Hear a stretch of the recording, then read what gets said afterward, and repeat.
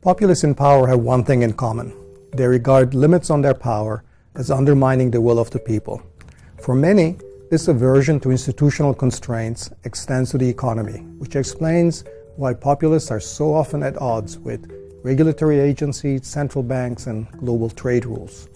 But while populism in the political domain is almost always harmful, economic populism can sometimes be justified. Economists tend to have a soft spot for limiting politicians' discretion because policymaking that is too responsive to short-term domestic politics can hurt long-term outcomes.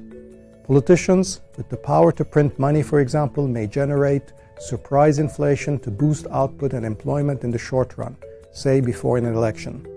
The solution is an independent central bank operating free from politics to maintain price stability. But controls on economic policy are not always beneficial. Restraints may be instituted by special interests or elites themselves.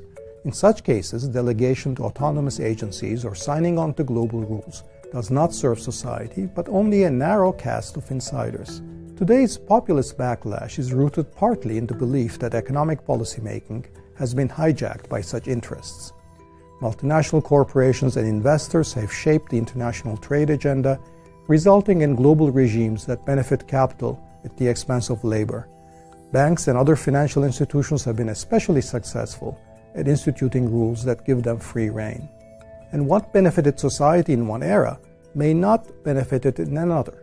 Independent central banks played a critical role in bringing inflation down in the 1980s and 1990s.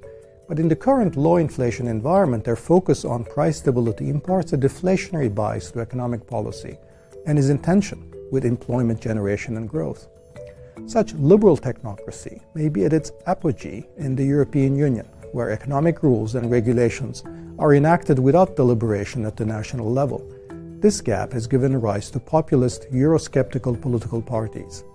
In such instances, returning economic autonomy to elected governments may be the right move. Exceptional times require the freedom to experiment in economic policy. Political populism that stifles pluralism and undermines liberal democratic norms is a menace to be avoided. But economic populism is occasionally necessary. In some cases, it may even help forestall the arrival of its more dangerous political cousin.